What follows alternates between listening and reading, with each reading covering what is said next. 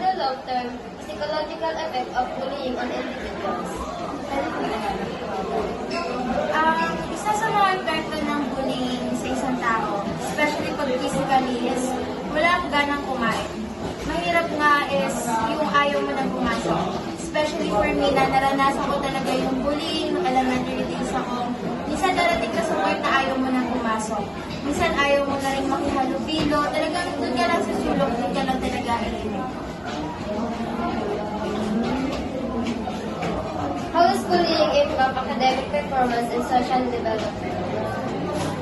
Sa academic ko naman, noong nabubuli ako, hindi naman ganun kahirap para sa akin na pagpatuloy yung mga academics ko, hindi naman. Pero sa social, parang pili lang. Minsan na wala ka pa makakausap kasi tingin mo lahat sila is bubulin ka lang. Minsan kapag mayroong mga activity noon, hindi ako sumasali. Recently lang ako sumasali, lalo na nung nag-senior high lang. Pero dati hindi talaga ako nakikihalap dito. Sobrang introvert ko. Malayo-malayo sa kung ano ako. Can self-defense training empowerment victims of bullying? If so, how? Para sa akin, oo. Pero depende sa situation. Hindi kasi natin alam, kahit na kaya mong depensahan yung sarili mo, is ma-overcome mo na yung bullying na nangyayari sa'yo. Pero if ikaw is kaya mo and determined ka na malagpasan mo yung bullying na ginagawa sa'yo, maybe accurate siya na gawin mo. Pero pag ikaw, meron ka pa rin doubt sa sarili mo, na hindi mo kaya gawin yung self-defense on yourself, hindi madali. Depende lang sa situation. Lalo na kapag yung pinakaharap mong bullying is mahirap ng agapan. Or parang mas malala na siya compared to sa naranasan mo. What are the benefits of incorporating self-defense techniques into anti-bullying programs? Yung parang yung parang advancement nun is parang matututo ka. You will know your word on how you're going to handle the situation na bullying, especially sa sarili mo. Pero, you must start on yourself kasi hindi siya ganun kadali. Parang, mas maganda na kapag kasi lang sa sarili mo, madidevelop mo kasi siya. Kapag yun, nag-benefit siya na mas maging confident ka, na mas maging knowledgeable ka sa situation na nangyayari sa'yo, and also malalaman mo din kung paano nga ba ako makakatakas sa situation na inakuha. What role does bystander intervention play in preventing and addressing bullying? Yung bystander intervention, I don't know if it's actually going to be the same as others, pero addressing bullying kasi, hindi lang yun makakatulong sa'yo. It also help many students. Hindi lang naman kasi ikaw ang nakakaranas nun. In different situation nakakaranas tayo ng bullying.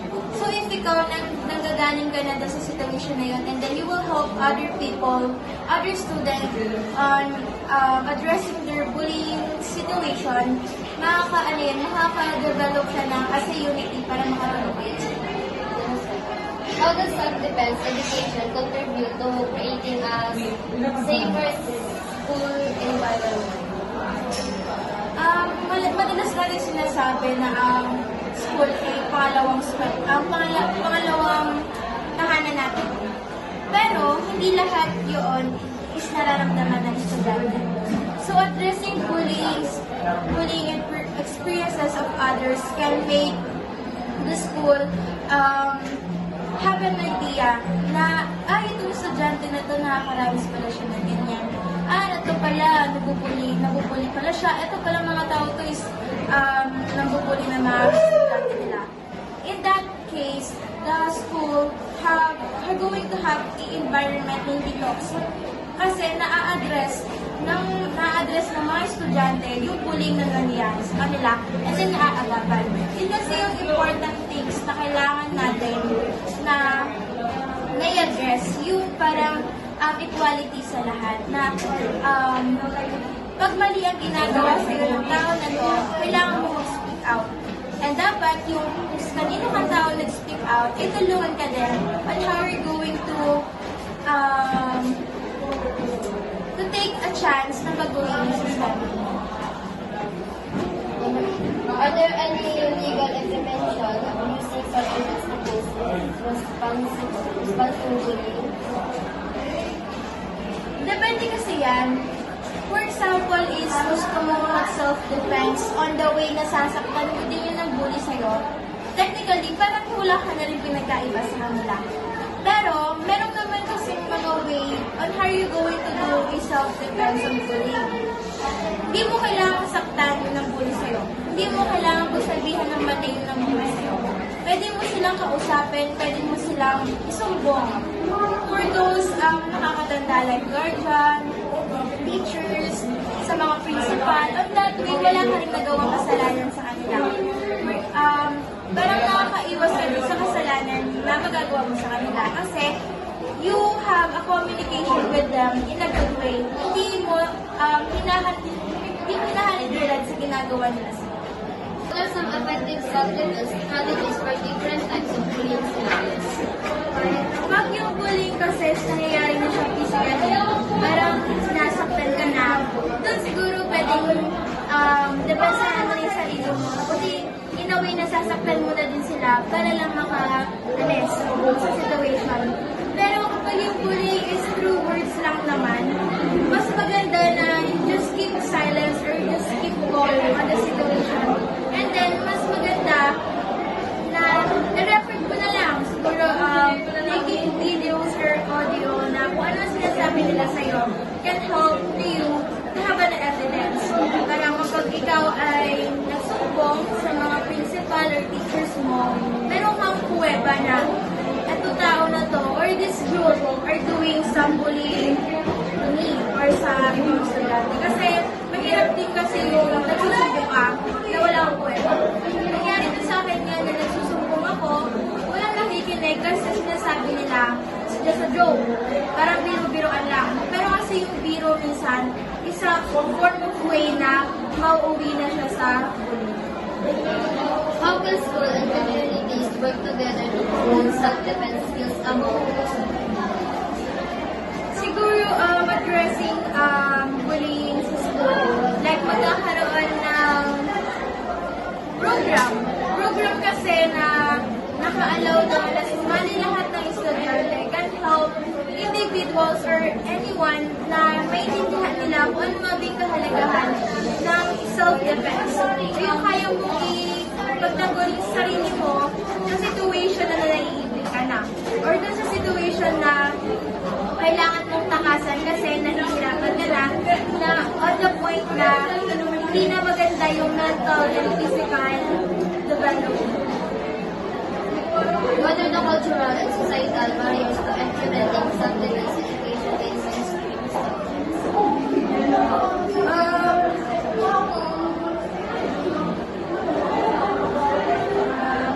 Siguro sa akin, hindi kasi madali. Hindi siya madaling i-discuss sa lahat. Pero siguro with the help of, can you repeat the question please? What are the cultural and societal barriers to implementing self-defense education in mainstream subjects? Pwede siguro magbigay tayo ng, hindi naman siya mahirap, na magbigay tayo ng mga experiences, real life experiences, or showing some video or documentation na nagpapalabas doon na, this person is, ito yung buhay niya, nagpapalabas siya.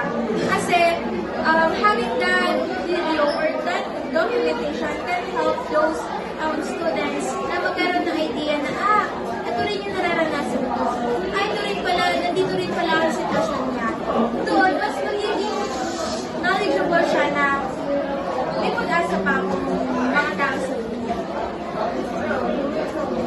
How does self-defense training boost their criticize and mental well-being and victims of bullying?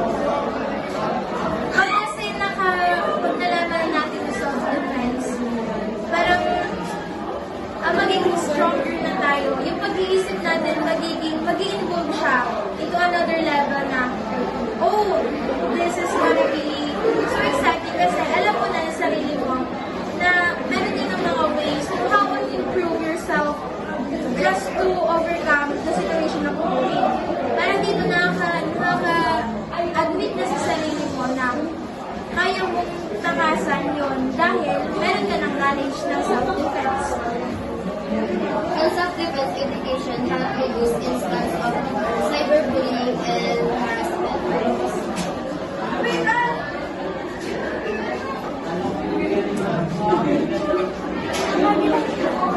I don't think so. Just for me, I don't think so kasi until now, there's still a lot of students, there's a lot of teenagers who still having or still have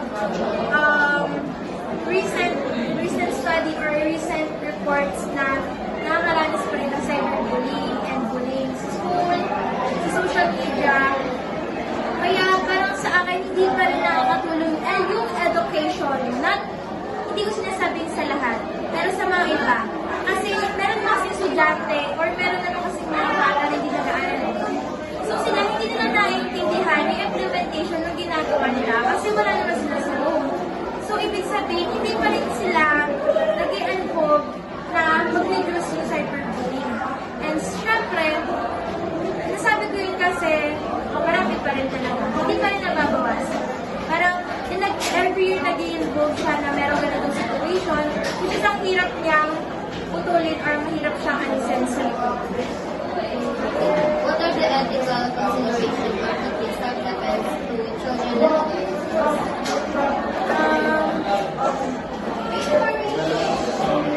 Iba kasi ang pag-iisip ng bata at saka ng matanda. Pag self-defense ang pinag-uusapan natin, and then bata ang pag-uusapan or bata ang kausap mo. Give in the nice way on how she or he will going to do or implement the self-defense. Kasi mature kasi mag-isip ang matanda compared sa bata. Kaya mas maigi na in a simple way natin i-discuss sa bata kung paano niya ma-overcome yung bullying. Not compared to adult na alam niya kung paano niya depensa ng sarili niya. Kaya magkaiba yung sistema ng bullying process sa bata at sa adult. how can incorporating self-defense into ways the culture of customization and understanding? In a way of presenting it to everyone by, di ba may subject tayo minsan na social? So, pwede natin i-implement doon yung situation ng bullying. Tapos, nagkakaroon din ng mga parang consideration na advice na karanas, share and experiences of others that help everyone na ma-experience nila yung idea ng iba. And then, syempre, magiging over din sila na yung bullying is hindi siya madali or hindi siya mahirap siyang agapan. At yung bullying is dapat hindi nanggagaling sa mismo natin ng klase sa kapwa natin.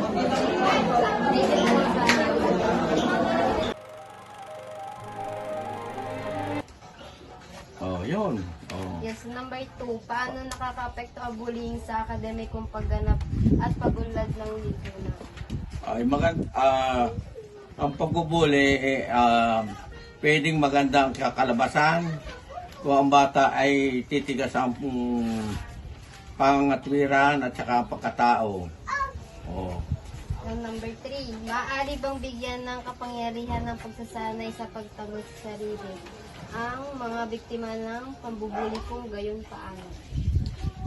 Ang binubuli ay lalong nung nagkakamero na sila ng pagkakataon na lumaban. Pag binubuli o binibiro, yan ang kanyang kaisipan lumalawak. Huwag lamang sa di magandang pagbibiro. Pero kung yung mga birong kagandang panglipunan ay maganda sa mga bata. Number 4, anong mga pakinabang ng pagsasama ng mga diskarte sa pagtatanggol sa sarili sa mga programang anti-bullying? Itong batas na ito ay gagawa ng batas. Ang bullying kaya para hindi sila dumaan sa paglaki sa pagbibiro. Ang ang pagtatanggol yan, ikaw ang dapat harapin kung ano ang binibiro sa iyo. At ikay makapagbiro din sa kanila kung ano ang dapat mong ibiro. Ginago ko na yung mga gagong. Ayan, number 5 po. Paano mabubuo ng pagsasanay sa pagtatanggol sa sarili ang tiwala at pagpapahalaga sa sarili ng mga individual? Aba, sa akin, nung ako binibiro, ako ay nasanay ako sa makihalubilo sa kapwa-tao. Sama-sama man o mabuti. Number 6 po. Ano ang papel ng ginagampanan ng bystander intervention sa pagpigil at pagtugon sa bully? Ay, nako, mga tambay na yan. Ay, mga tambay, yung mga intervention ng mga tambay, ano? Bystander, tambay yan eh. Ayan, ano mga tambay, yung mga patambay-tambay, talaga yan yung mga yan, mahiling magbiro. Dahil walang makakuha, yan ay pulong-pulong lamang. Ayun naman sa binibiro naman, sa mga binubuli naman, kuha na lang. Isa-isip na lang at huwag dibdibin. Number 7 po. Paano makakatulong ang edukasyon sa pagtatanggol sa sarili sa paglikha ng isang mas ligtas na kapaligiran sa paaralan? Aba ay mag-aral, huwag sumama sa mga aktivista. Yun. At pag kayo sumama sa aktivista, mamumundo kayo. NPA ang lalabasan. Yan. Number 8 po. Mayroon bang anumang legal na aplikasyon para sa paggamit ng mga diskarte sa pagtatanggol sa sarili bilang tugon sa pambubuli?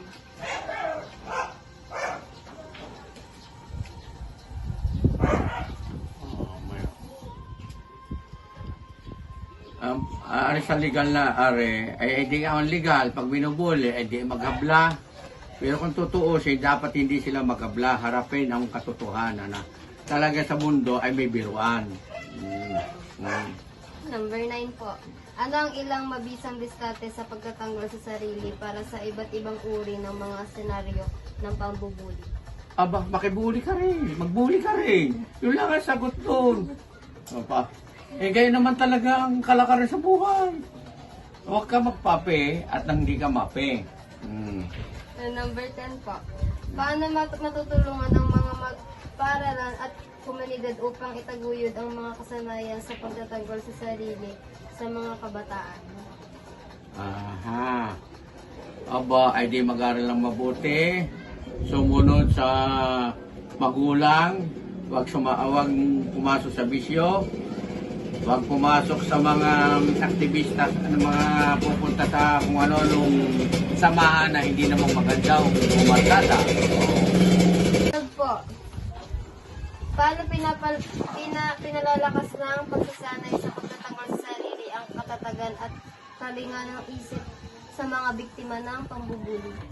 Aba, di mag-aral at sanayin ang sarili sa pakikipaglaban sa mga di magandang nakikita sa kapaligiran. Number 13 po.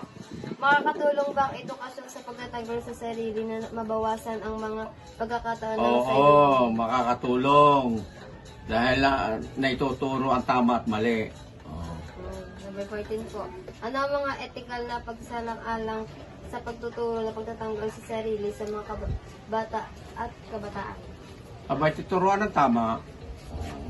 Yun lang naman Last po, 15. Paano maisusulong na pagsasama ng pagtatanggol sa sarili sa mga pangunahing paksa ang isang kultura ng paggalang, empatiya at pag-unawa?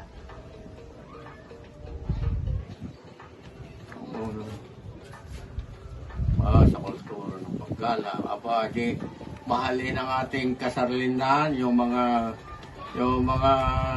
katutubo. Dapat ang history dapat ng Pilipinas inaalam kung ano ang mga dapat alamin sa kuwan. Ang daming mga kabataan na hindi alam ang history. Laging nasama sa mga kung ano sabihin ng mga aktivista. Ayun, kung ano, ayun ang tama, mali. Dapat pinag-aaralan ang history ng Pilipinas. Oo. Thank you po.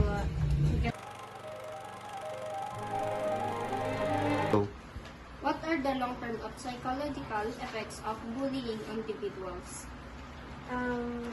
Yung psychological effects of bullying in individual in long term is yung parang pangit ka and lumaitim. Yun yung parang binubuli sa isang tao na panghabang buhay na hindi na maaalis sa kanya. Pero masasabi kong hindi pa rin siya magandang pambubuli sa isang tao. How does bullying impact academic performance and social development? Yung makaka-apekto ang bullying, lalo na sa pag-aaral ng isang bata,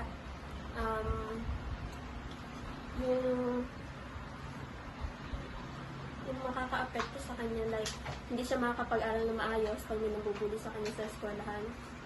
Unang-una sa physical na kanin niya, mga emotional and mental. Yun yung unang-unang makaka-apekto sa kanya, pagkasira ng kanyang pagkatao. Number 3 po. Can your self-defense and training empower victims of bullying? If so, how?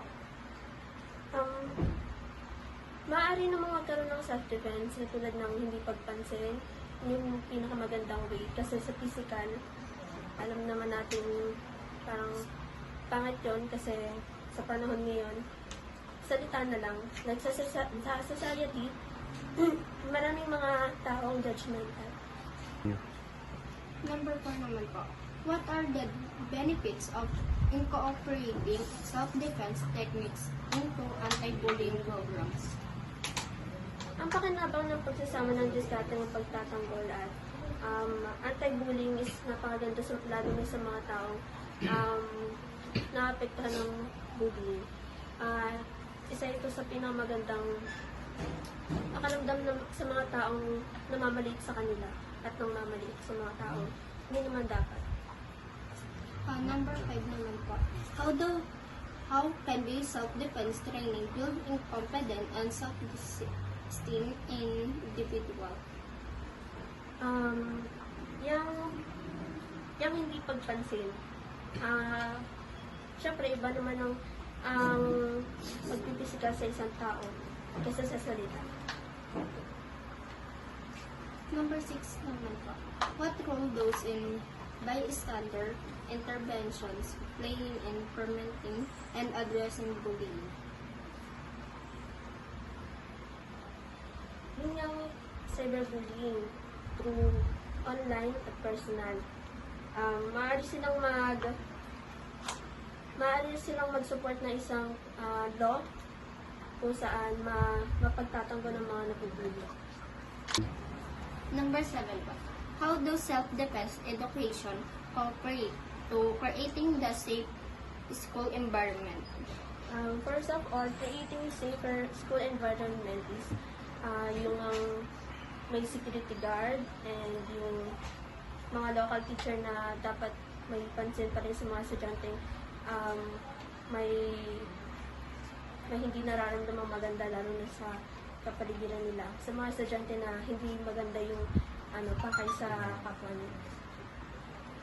Number 8 naman po. Are there any illegal implication for using self-defense techniques in response to bullying? Meron namang legal na pagtatanggol sa pambubuli sa sarili. Yun yung pagsabi sa teacher. Pag open, lalo na yun, open forum kumbaga sa isang tao, importante kasi sa kanilang emotional na pag-iisip, hindi natin masasabi na okay sila. Number 9 po. What are the same effective self-defense strategy for different types of bullying necessary? There's a lot of term na pagtatanggol sa sarili sa mga pambubuli. Nasa sa atin naman yun kung tayo ay malakas ng loob at unbothered lalo na sa panahon ngayon sa mga judgmental. Kailangan mong iwasan yung mga masasakit na salita at hindi na lang pansinin. Katulad.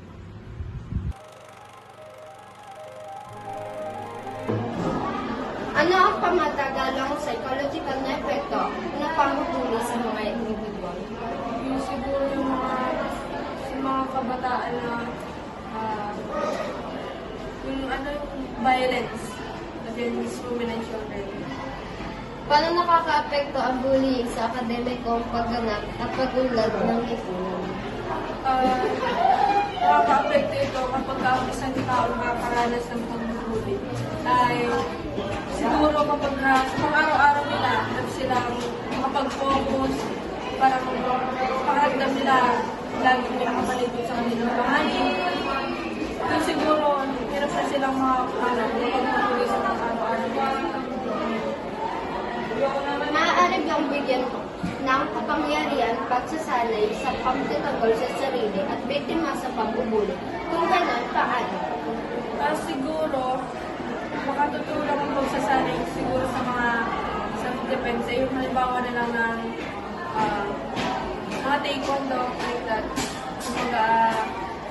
Makakatulong yon kung halimbawa man makakaranas na ng pambubugbog, kaya nilang depensahan ang sarili nila upang maiwasan yung mga ganong klaseng pangbubuli, yung mga pananakit. Number 4, ano ang mga pakinabang ng pagsasama ng mga diskarte sa pagtatanggol sa sarili sa mga programang anti-bullying?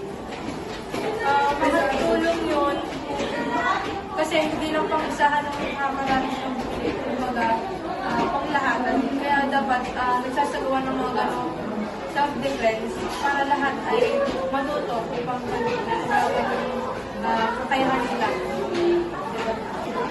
Number 7, paano mo makakatulong ang edukasyon sa pagtatanggol sa sarili at sa paglikha ng isang mas maligtas na kapaligiran sa paaralan?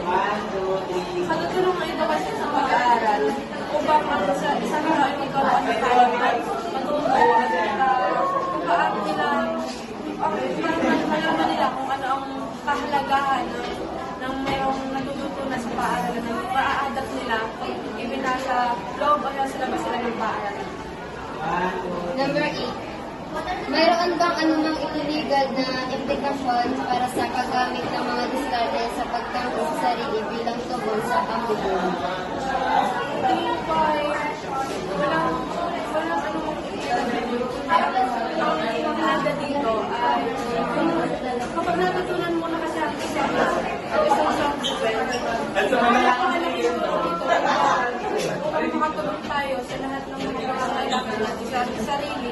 Na halimbawa, kaya natin ang pagtanggol na hindi natin kailangan na umawag ng ibang tao para pangalaman ang sarili natin. Kumbaga, dahil sa pagtutunan natin sa pag-self-defense, mapakita natin na kaya natin kahit yung isa rin.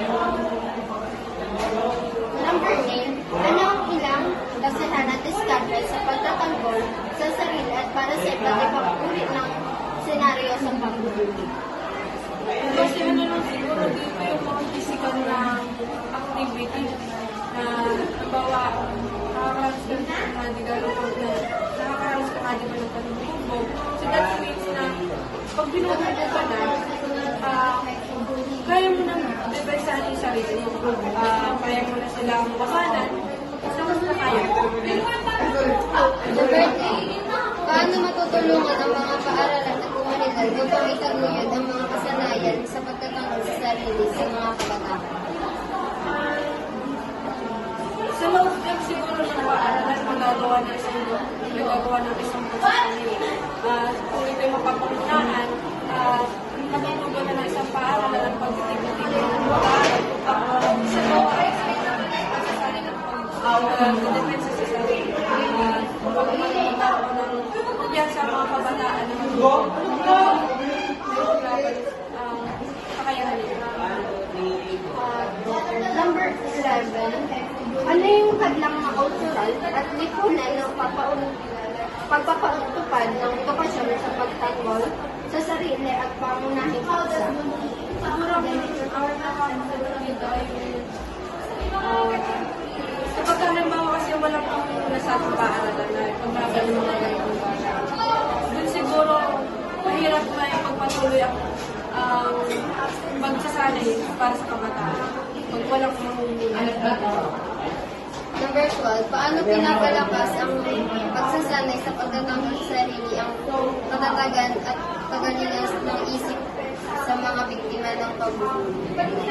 Sasanay ang isang tao kapag halimbawa ay nakikita nila yung magandang epekto na matututunan nila dito at makikita nila ang kaibahan na hindi sila marunong at sa marunong silang Number 13, makakatulong ba ang edukasyon sa pagtatanggol sa sarili na mabawasan ang pagkakataon ng cyberbully o online? ang self-defense kasi isa talaga sa pinakamabisa na pagtatanggol sa sarili. Kaya malaki ang tulong nito upang bawasan sila mga taong mahilig mag-bully. Makikita nila na hindi nila kaya labanan ng isang tao kapag marunong ang isang tao depensa ng sarili niya kasi alam nila hindi nila kakayanin pag meron kaalam. Number 14, ano ang mga ethical na pamamasalang-alang na pagtuturo ng pagtatanggol sa sarili sa mga bata at kabataan? Siguro ang technical na pagtatanggol sa sarili ay yung may bawal na lang kapag tayo nasa medyo na hindi mo pa talaga alam yung ano na hindi sabihin ng self-defense, talaga na kung paano sa gabi. Number 10 po, how can the school and community work together to promote self-defense and skill among youth? It helps a lot when create a law. Yun nga ang pagbibigyan ng mga punishment sa mga taong nabubuli at bigyan sila ng yung mga taong nabubuli naman, bigyan sila ng cooperation para malinaw yung mga bagay na hindi naman maaaring mangyari sa kanila. Number 1 po, ano ang pamatagalang sinukadiya ng epekto ng pambubuli sa mga individual? Ano sila po? Ano? Psikolohiya. Ano yun? Ano Sa yun? psychological po. Psychological. Siyempre, pag ikaw ay binuli, diba? Pag ikaw ay binuli, siyempre, maano yun sa utak mo eh. Ikaw ay binubuli, parang tatalim sa utak mo. Parang hihina ang lakas mo. Ganyan. Number 2 po.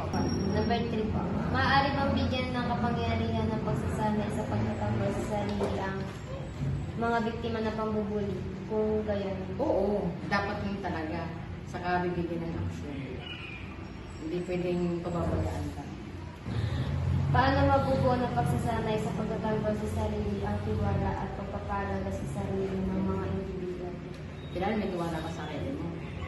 Parang, oo, pagtatanggol mo ang sarili mo, hindi mo pababayaan. Number 6 po, ano ang papel na ginagampanan ng standard intervention sa pagpigil at pagtutulog sa bullying? Malaking bagay yun na dapat i-ano talaga yan para mawala ang bullying yun, di ba? Number 7 po, paano nakakatulong ang edukasyon sa pagtatanggol sa sarili sa paglikha ng isang mas ligtas na kapaligiran sa paaralan? Kailangan tamang talaga mag-aral sa edukasyon para matuto ka, magkaroon ka ng trabaho at marunong kang mag-ganon sa sarili. Number 8 po. Tama ang sagot ko.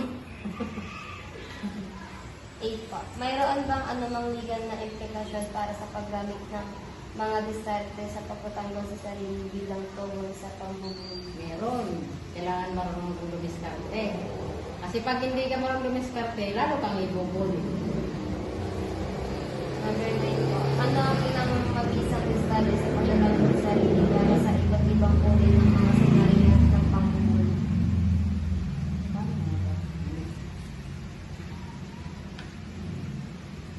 Hindi ko alam kung paano eh. Pero ano, siguro, kakausapin mo lang siguro yung nagbubuli sa'yo, di ba? Hindi naman kailangan i-ano mo sa gas o sasaktan mo siya para hindi kayo bully. Kailangan kakausapin mo siya ng maayos. Number 10. Pwede rin i-ano mo sa principal mo. Para parang mabigyan ng pagbuli sa'yo. Number 10 po. Paano matutulungan ang mga paaralan at komunidad upang ipagpatuloy ang mga kasanayan sa pagtatanggol sa sarili sa mga kabataan? Kailan ka magkaroon ng organization sa eskwelahan niyo? Bawal na. Kailangan lang siguro bawat estudyante ay marunong mag-ano ng sarili. Pagtanggol ng sarili. Number 11 po. Ano ang mga hadlang sa kultura at lipunan sa pagpapatupad ng edukasyon sa pagtatanggol sa sarili sa mga pangunahing paksa? Hindi ko alam. Number 12 po. Paano pinapalakas na pagsasanay sa pagtatanggol sa sarili ang kapatagan at kagalingan ng isip sa mga biktima sa mga pangmabuli?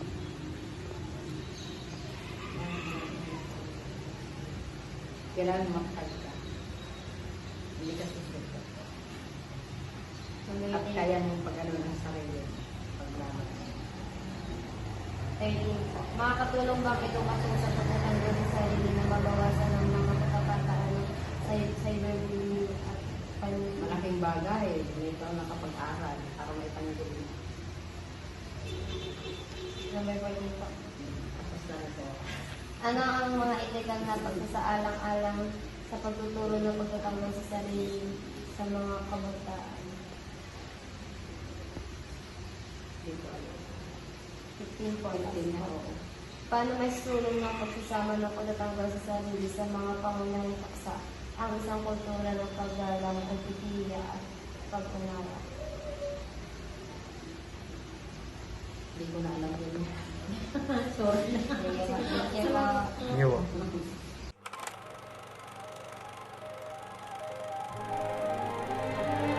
Nakaka-apekto ang bullying sa akademikong pagganap ng pag-unlad ng lipunan. Nakaka-apekto ang bullying sa akademikong paghanap dahil maaaring maapektuhan ito ang kanilang pag-aaral. Number 3. Maaari bang bigyan ng kapangyarihan ng pagsasanay sa pagtanggol sa sarili ang mga biktima ng pambubuli kung gayon paano? Hindi, dahil pag pinatulan nila ang mga bumubuli sa kanila, maaaring mahalang ang gulo. Number 4. Ano ang mga pakinabang sa pagsasama ng mga diskarte pagtanggol sa sarili sa mga programang anti-bullying? Ang mga pakinabang ng pagsasama ng mga diskarte sa pagtatanggol sa sarili sa mga programa anti-bullying, maaari nilang maiwasan ito. Number 5.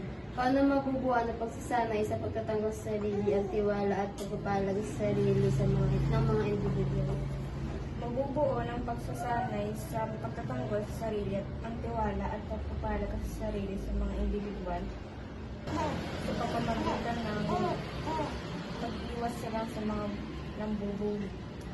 Number 6. Ano ang papel na ginagampanan ng bystander intervention sa pagpigil at pagtugon sa bullying?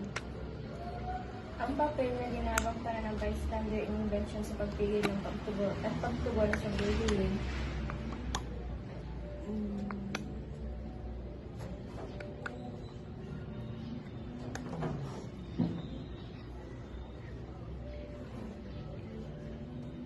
Maaari nilang ipagtanggol ang mga taong nabubuli. Number 7. Paano nakakatulong ang edukasyon sa pagtatagal sa sarili sa paglikha ng isang mas ligtas na kapaligiran sa paaralan? Nakakatulong ang edukasyon sa pagtatanggol sa sarili sa paglikha ng isang mas ligtas na kapaligiran sa paaralan. Alam nila kung paano sila kikilos sa mga nambubuli sa kanila ng tao. Number 8. Mayroon ba ka namang legal na implikasyon para sa paggamit ng mga diskarte sa pagtawag sa sarili bilang tugon sa pambubuli? Wala. Number 9. Ano ang ilang mag-isang diskarte sa pagtawag sa sarili para sa iba't ibang uri ng mga senaryo ng pambubuli? May ibang senaryo ng pambubuli na maaari mong pag-uwi, meron namang hindi. Number 10. Paano matutulungan ng mga paaralan at komunidad upang ipagbuo ng mga kasanay sa pagtatanggol sa sarili sa mga kabataan? Matutulungan nila ito sa pagbuo ng isang programa. Ano ang mga hadlang sa kultura at lipunan sa pagpapatupad ng edukasyon edukasyon sa pagtatanggol sa sarili sa mga pangunahing paksa. Dahil ang ibang tao iniisip na maaaring makabunga ito ng maling layunin. Number 12, paano pinapalakas ng pagsasanay sa pagtatanggol sa sarili ang katatagan at kagalingan ng isip sa mga biktima ng pambubuli? Pinapalakas nila ito sa pamamagitan ng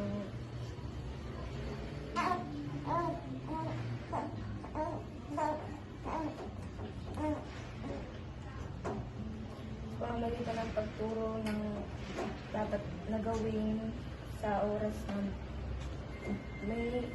na may mambuli sa kanila. Number 13, makakatulong ba ang edukasyon sa pagtatanggol sa sarili na mabawasan ang mga pagkakataon ng sarili panliligali? Oo. Number 14, ano ang mga ethical na pagsaalang-alang sa pagtuturo ng pagtatanggol sa sarili sa mga bata at kabataan? Ang mga etika na pagsasalang-alang sa pagtuturo ng pagtatanggol sa sarili sa mga bata at kabataan ay para malaman nila kung paano at ano dapat ang kailang maging kilos. Number 15, paano maisulo sa pagsasama ng pagtatanggol sa sarili sa mga pangunahing paksa ang isang kultura ng paggalang, empatiya at pag-unawa? May sulong ito sa pamamagitan ng pakikipag-usap sa isa't isa tulad ng mga tao nabubuli. Yung mga tao nabubuli, kasi sila mag-usap-usap na kung paano nila iwasan yung mga ganong tao. Thank you po.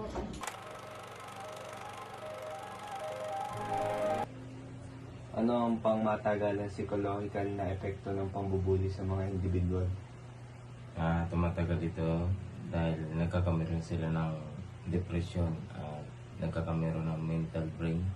Ito ay sa sobrang sa pag-iisip dahil sa mga sinabi ng mga nambubuli sa kanya. Pabalik-balik ito at siya ay nawawala ng pag-asa. Number 2, paano nakaka-apekto ang bullying sa akademikong pagganap at pag-unlad ng lipunan? Nakaka-apekto ang pambubuli sa isang tao o sa maraming tao. Dahil ito ang nakaka-epekto sa maraming kabataan na bumababa ang kanilang kompetensya sa kanilang sarili dahil sa mga nambubuli sa kanila. Number 3, maaari bang bigyan ng kapangyarihan ng pagsasanay sa pagtatanggol sa sarili ang mga biktima ng pambubuli, kung gayon paano? Ang may papayo ko lamang kung gustong makaligtas sa isang pambubuli, ito'y gawin mo na lang ng isang inspirasyon para papagtagumpayan mo ang mga bagay na gusto mong gawin sa buhay. Number 4, ano ang mga pakinabang ng pagsasama ng mga diskarte sa pagtatanggol sa sarili sa mga programang anti-bullying? Ito ay isang magandang katanungan dahil ang pinagkaiba ng ano ngayon? Programang anti-bullying, kumbaga yung programang hindi na makapangbully. Sa panahon ngayon kasi ang pambubuli sa isang tao ay nagkakaano na ng kaso ngayon sa atin. Hindi katulad nung dati na yun nga hindi nila kinakaya dahil sa mga maraming pangungutya sa isang tao o sa maraming mga tao na walang kakayahan para sila'y lumaban dahil nga nagkameron sila ng isang nakaka-epekto sa kanilang emotional na isipan at damdamin. Number 5, paano mabubuo ng pagsasanay sa pagtatanggol sa sarili ang tiwala at pagpapalaga sa sarili sa mga individual? Number 5. Paano mabubuo ng pagsasanay sa pagtatanggol sa sarili ang tiwala at pagpapalaga sa sarili ng mga individual? Gawin mo lahat ang inspirasyon sa buhay, ang mga ginawa sa iyo sa pambubuli. Ito yung magpapalakas sa iyo para mapagtagumpay mo ang lahat ng pagsubok na darating sa iyo. Number 6. Ano ang papel na ginagampanan ng bystander intervention sa pagpigil at pagtulong sa bullying? Pumipigil ito sa base ng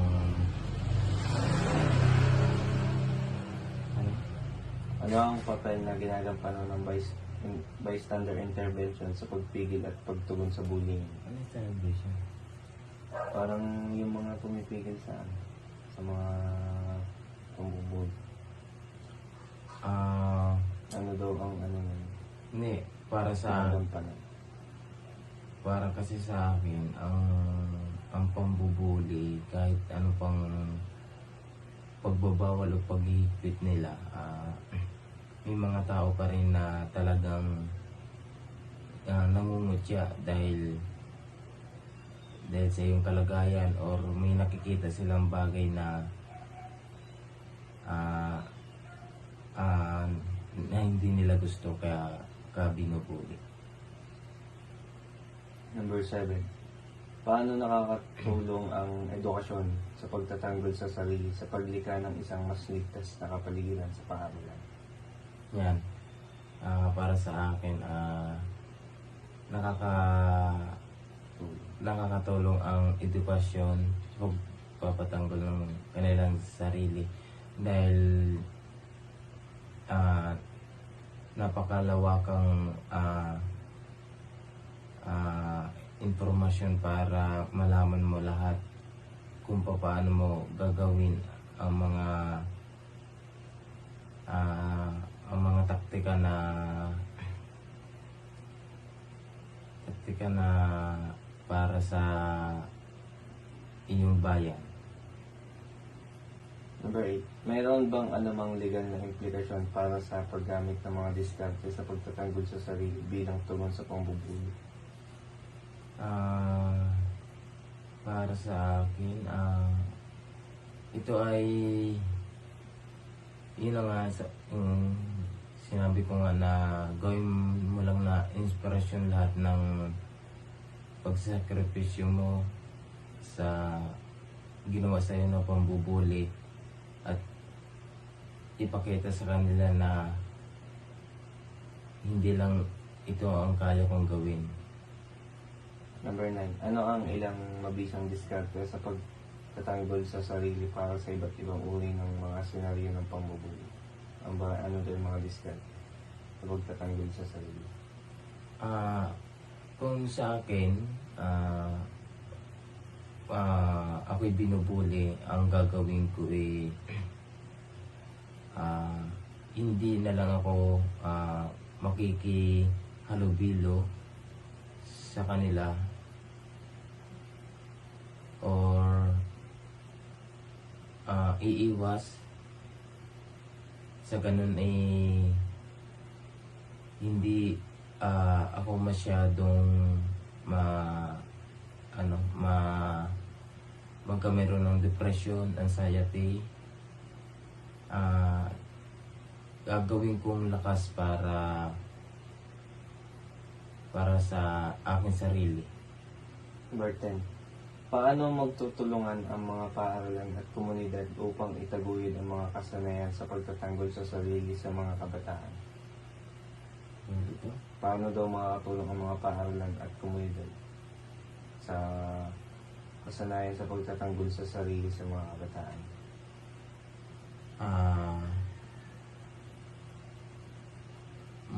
Para sa akin, maganda magtulungan Paaralan at komunidad. ang paaralan sa komunidad. Unang-una, nabibigyan ng kaalaman ang mga pumapasok sa paaralan, At pagdating naman sa komunidad, ito yung pakikisalamuha mo na sa maraming tao na alam mo na dapat kung paano mo i-handle ang iyong sarili sa pakikisama. Number 11. Ano ang mga hadlang sa kultura at lipunan sa pagpapatupad ng edukasyon sa pagtatanggol sa sarili sa mga pangunahing paksa? Para sa akin, ang kakulangan ay supply, katulad ng mga gamit sa paaralan. At, ano isa? Hindi naman ito. Ano ang mga hadlang sa kultura at lipunan sa pagpapatupad ng edukasyon sa pagtatanggol sa sarili Mali ako isa. sa mga pangunahing paksa? Ulit ito. Ano ang mga hadlang sa kultura at lipunan sa pagpapatupad ng edukasyon sa pagtatanggol sa sarili sa mga pangunahing paksa? Para sa akin, ang pangunahing Yung mahadlang. humahadlang sa kultura ay yung mga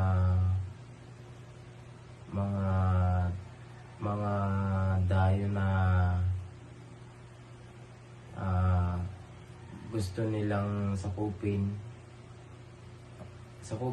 lahat na mag-ari ng isang mamamayan. Number 12. Paano pinalalakas ng pagsasanay sa pagtatanggol sa sarili ang katatagan at kagalingan ng isip sa mga biktima ng pambubuli?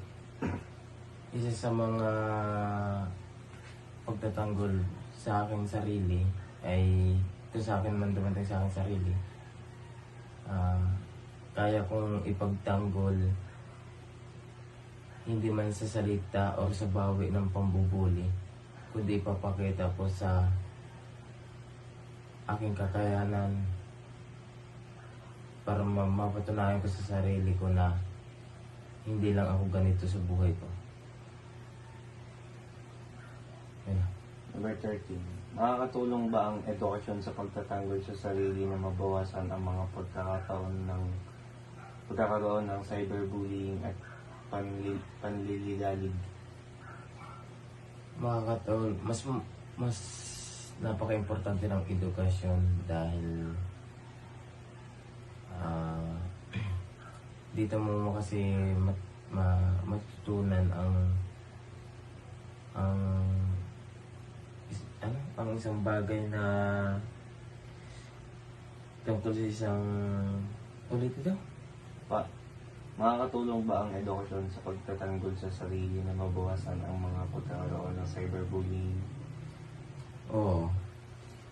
Napakalaki ng tulong ng edukasyon para malaman mo kung paano mo gagawin o pagtuklas sa isang cyberbullying, dahil ito yung may iwasan mo dahil ito ay dahil sa edukasyon. Number 14. Ano ang mga ethical na pagsasaalang-alang sa pagtuturo ng pagtatanggol sa sarili sa mga bata at kabataan? Ulit ko? Ano ang mga ethical na pagsasaalang-alang sa pagtuturo ng pagtatanggol sa sarili sa mga bata at kabataan? Maging ano na sila, ano bang ethical? Ethical, parang ano yung mga kailangan gawin ng mga pagtuturo? Mas gawing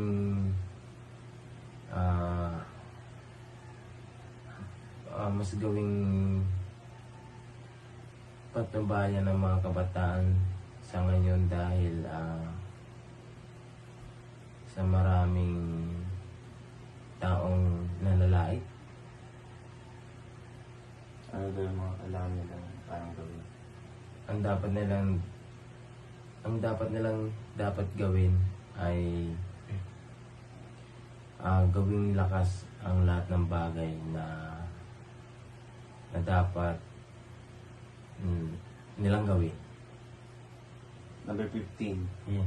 Paano may susulong ng pagsasama ng pagtatanggol sa sarili sa mga pangunahing paksa ng isang kultura ng paggalang, empatiya at pag-unawa?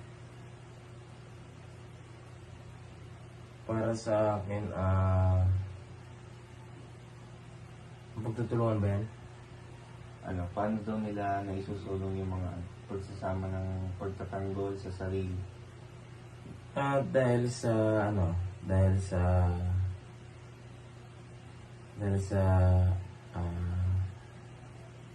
dahil sa pagsasama-sama, pagtatanggol Pagtatanggol sa sarili sa mga pangunahing paksa yung paggalang, empatiya at pag-unawa. Paano daw yun may susulong ng pagsasama? para sa akin dapat ipabatid sa maraming tao na maging magalang sa nakakatanda at maging maunawain sa lahat ng bagay na tumutukoy sa cyberbullying. Salamat po.